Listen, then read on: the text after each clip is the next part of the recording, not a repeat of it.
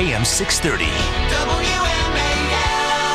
7:07 on WMAL. Brian Neiman, Brian Wilson with you. In wake of the Penn State saga, there are many different ways to go with this story, and one that we've talked about, on the periphery at least, with University of Maryland economist Peter Morici is perhaps we need to rethink big-time college athletics. And by big-time college athletics, specifically, you're talking about football. And basketball as well. And the professor joins us now. Peter, how are you? Nice to be with you. All right, so tell me, do you think that, college football as we know it should be dismantled? Well, I think it should be changed. I've been accused all over the country for being against sports. They think I'm some sort of economist up in a room that weighs 93 pounds. I played lacrosse in high school, and my son plays lacrosse at the University of Minnesota. Wow. Okay?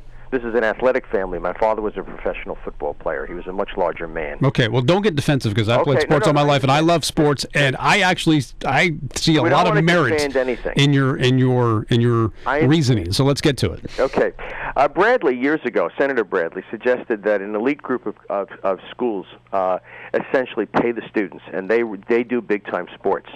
Picking up on that, I suggested essentially maybe 30 to 35 schools would be engaged in what we think of as big-time athletics. The students would be paid. It would be a much more selective process, and they would basically be the AAAs of pro football and the NBA. That would be much fairer because a lot of schools are luring students with the hope of a pro career, and they know they're never going to go there. And instead, they squander their time in college, and not much good happens with it. Also, a lot of programs don't make any money. They struggle. Yeah. There aren't that many Penn States. So my feeling is this is a time to reform college football as a way and contain the problem. Also, I wouldn't require these students to go to school. But the problem is... What? You wouldn't require them to go to school? Okay. Right, or it would be very limited. For example, if you go to the Berklee School of Music in Boston, you study jazz 80% of the time, and you only do other studies maybe 20%. It's very, very focused. I would give them the option of focusing on physical education, becoming trainers and things of that nature. Because, let's be honest here. The admission standards for these football players is not that particularly high very often. Sure. And schools like Notre Dame and Penn State, that have 85% graduation rates for their football players. We don't have an 85% graduation rate at Maryland for our regularly admitted students. So let's start to get serious about giving out pieces of paper that really mean something. But why not then take it a step further and just take it out of the schools altogether? Well, think about what I'm doing. I would require that the schools limit their spending on football to what they get in gate receipts and what they can get as a subsidy from the pro teams. One of the big problems I faced raising money for the University of Maine, they say it helps raise money. That's a lot of nonsense. I was raising money for an academic program, and the first answer I would always get is I contributed to the hockey team. We were NCAA Division I champions while I was there. Very fine hockey team. And by the way, we ended up with a recruiting scandal.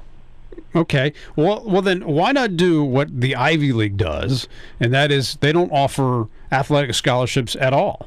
Well, that's what I would advocate for the other universities. Other than these 35 selected universities, the rest, probably Maryland would be in that category, would just compete in an ACC without scholarships, less one or two powerhouses that form some sort of super league.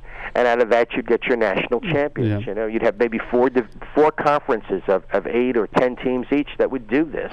The way that I look at it, though, is that the problems, it's football and basketball. And those are the only two sports that really make... Baseball can be problematic academically because of climatic problems. When I was at Maine, we were nationally ranked in baseball, but I never saw that baseball team. It was always touring the South. So that created real problems as well. But that doesn't make any money. Right. But no sports really make money except for basketball and football, and most of the other sports exist because of the money that football and basketball brings in. You can see what happened at Maryland recently where they had to close down some sports because they just couldn't afford it anymore. Well, if you don't have scholarships, sports become very affordable. In the State University of New York, where I was educated, we have a system is very similar to the Ivy League system. There are no scholarships, and the 12 SUNY schools compete with each other and play some others. The cost of running athletics, actually providing equipment and a locker room and transportation, is not very large if you're not playing big-time sports. The problem is providing scholarships and, frankly, paying coaches, $2, $3, $5, $10 million a year to fill up a stadium with 80,000 people. We had very nice bleachers. And we did. It's just like Baker Field, in New York City for Columbia University. And we had athletics. We had lots of athletics, but we didn't have this nonsense. But why not? Listen, the NFL makes billions of dollars, right? Why not say, hey, if you guys want to have a minor league system, start your own minor league system.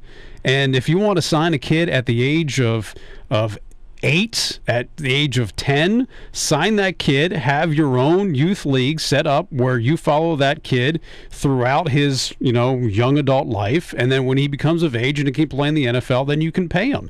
Force the NFL to do that. I mean, I realize it's pie in the sky, and so we don't do that way in this country, but they do that a lot in Europe with soccer, and it seems to work for them. And really, they don't have sports associated with schools there.